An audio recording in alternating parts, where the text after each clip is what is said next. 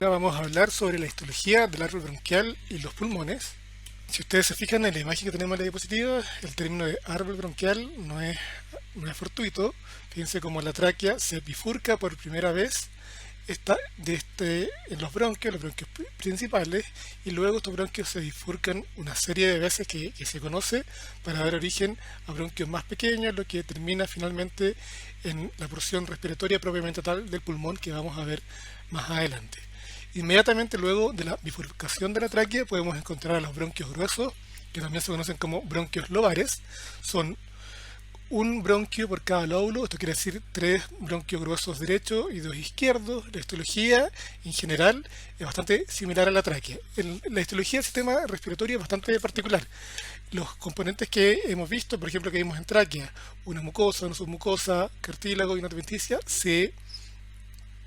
es común para todo el árbol. Lo que ocurre es que se va simplificando. Esto quiere decir que van desapareciendo algunos de sus componentes y luego terminamos en el nivel del pulmón propiamente tal, solamente con un epitelio sin ninguno de los otros componentes. Entonces, una buena estrategia para que ustedes preparen este contenido es que vayan haciendo el ejercicio de cómo van desapareciendo los distintos componentes de la histología del sistema respiratorio. Hablábamos de que la histología es similar a la tráquea. La gran diferencia con la tráquea es que el cartílago no está organizado en estos arcos en forma de C, sino que está organizado en estas placas muy grandes e irregulares que están a lo largo de todo el tejido. Entre la mucosa y la submucosa aparece abundante músculo liso, que acá se ve con la flecha amarilla, y el epitelio es totalmente igual, es un epitelio respiratorio exactamente igual al que había en la tráquea. Luego de los bronquios gruesos vienen los bronquios medianos o segmentarios. A nivel de epitelio no hay cambio, sigue siendo un epitelio respiratorio. Lo que sí cambia es que los cartílagos se transforman a placas mucho más pequeñas y mucho menos abundantes. Luego de los bronquios medianos vienen los bronquios pequeños, que tienen un lumen bien particular, que es plegado, como se ve acá. Este pliegue es permanente de la muestra histológica, y el epitelio se simplifica, pasa de ser pseudo-estratificado a ser cilíndrico, simple, ciliado. Los cilios se mantienen. La submucosa prácticamente desaparece y el cartílago es casi no identificable. Cuando desaparece totalmente la submucosa y el cartílago, nosotros dejamos de hablar de bronquios y pasamos a hablar de bronquiolos. Los bronquiolos tienen una serie de características y a nivel histológico tienen varios cambios. Primero, un bronquiolo carece de cartílago, desaparecen las glándulas de la submucosa y el epitelio se simplifica nuevamente. Se simplifica desde cilíndrico a un epitelio simple, cúbico, ciliado. El lumen sigue teniendo esta apariencia plegada, y en la lámina propia encontramos músculo liso, bien abundante, fibras de colágeno y fibras elásticas. En la imagen de la derecha vemos distintos tipos de bronquiolos que los vamos a desarrollar más adelante, pero todos siguen esta misma organización. Los bronquiolos terminales son las vías de conducción más pequeñas del sistema respiratorio.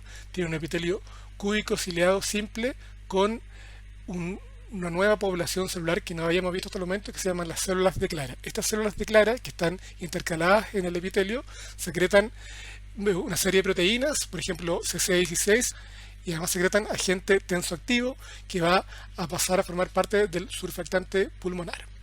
Lo más importante de los bronquiolos terminales es que marcan el fin de la porción conductora del sistema respiratorio y el inicio de la porción respiratoria de este mismo sistema. Acá tenemos un bronquiolo terminal, el lumen se sigue viendo plegado, abundante músculo liso en la lámina propia y tejido alrededor. Luego lo que encontramos son los bronquiolos respiratorios. Los bronquiolos respiratorios son importantes porque son la transición entre la porción conductora y la porción respiratoria del árbol respiratorio. Es la primera zona del árbol bronquial que tiene rol en el intercambio gaseoso. el epitelio nuevamente se simplifica de cúbico simple a un epitelio plano simple. Este epitelio plano simple va a ser el epitelio definitivo que vamos a encontrar en el sistema respiratorio y va a ser el epitelio por el cual van a difundir los gases en ambos sentidos. Y una vez que termina el bronquiolo respiratorio, empiezan a aparecer los alveolos en la pared.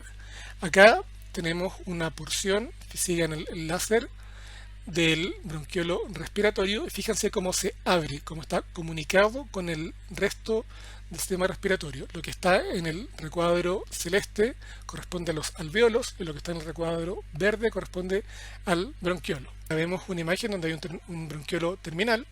Hacia acá estarían los bronquios y la tráquea, y hasta acá la porción respiratoria propiamente tal del pulmón. Entonces acá tenemos un bronquiolo terminal y acá tenemos el bronquiolo respiratorio. Fíjense cómo es característico del bronquiolo respiratorio que convive una pared muy gruesa típica del bronquiolo terminal con esta apertura que da origen a los alveolos y los sacos alveolares. Acá hay otra imagen con lo mismo, bronquiolo respiratorio que se abre hacia los alveolos y los sacos alveolares. Nuevamente, para que les quede claro, bronquiolo terminal se abre hacia la porción de intercambio gaseoso del pulmón. Y lo que viene ahora es la porción del pulmón que efectúa realmente el intercambio gaseoso. Esto ocurre en los conductos alveolares, en los sacos alveolares y los alveolos. Ya vamos a ver cada uno. Los conductos alveolares y los sacos alveolares son los espacios terminales del sistema respiratorio. Esto quiere decir de que el LUL es la última estructura que encontramos a nivel histológico. Los conductos alveolares son vías aéreas alargadas, casi sin paredes, y lo único que hay delimitándolos son los alveolos. Y los sacos alveolares son espacios rodeados por cúmulos de alveolos que suelen estar hacia el final de un conducto. Acá vemos cómo existe una relación muy estrecha entre la porción entre el sistema respiratorio propiamente tal, que está en amarillo, y el sistema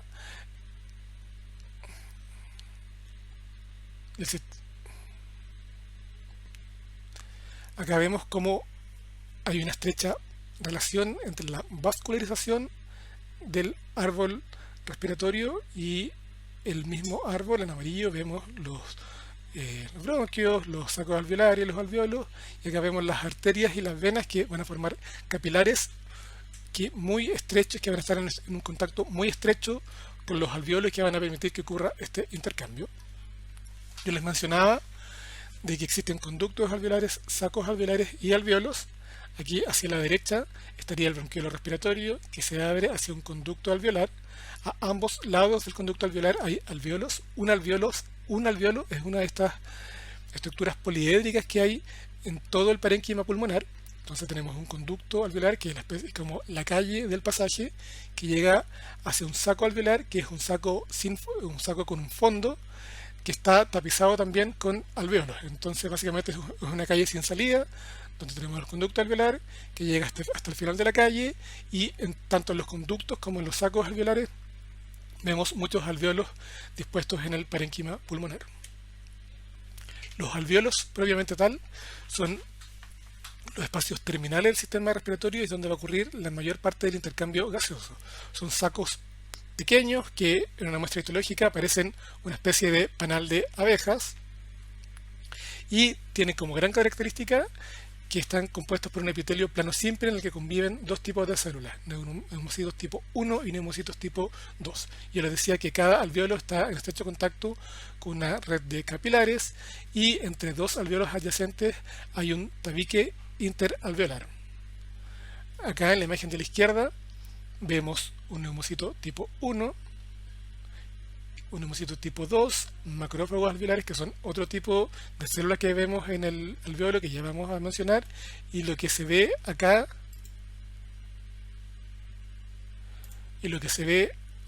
en este rosado son los eritrocitos que están dentro de los capilares que van a permitir el intercambio desde el espacio aéreo, que está acá en blanco, hacia los capilares que están en el tabique interalveolar. Este está formado por dos capas de neumocitos tipo 1 separadas por un intersticio. El intersticio es un tejido conectivo y como cualquier tejido conectivo tiene fibras reticulares, fibras elásticas, sustancia fundamental y células. Tiene fibroblastos y tiene macrófagos, además de una extensa red de capilares sanguíneos. Acá vemos en blanco hacia arriba la zona donde está el aire, tenemos el neumocito tipo 1, tenemos este intersticio que es un tejido conectivo y acá tenemos la pared del capilar del vaso sanguíneo que corresponde a un capilar. Si esto siguiera más hacia abajo podríamos ver la misma estructura, podríamos ver otro tabique, podríamos ver otro neumocito tipo 1.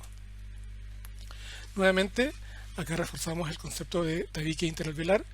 Todo lo que está marcado con A son alvéolos, en T está el tabique y lo que está ahí en el centro, marcado en rojo, son capilares sanguíneos. Lo que está en el centro son eritrocitos. Yo les decía que en el alvéolo conviven una serie de células, una de las más importantes son los neumocitos tipo 1, que son células que tienen características de ser planas, suman el 40% de las células del alvéolo, pero recubren el 90% de la superficie alveolar. Esto quiere decir de que son muy alargadas, muy aplanadas, y su rol más importante es el intercambio gaseoso.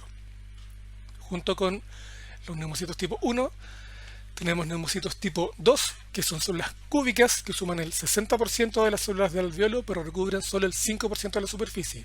Esto quiere decir que son muy abundantes, pero son muy pequeñas en extensión.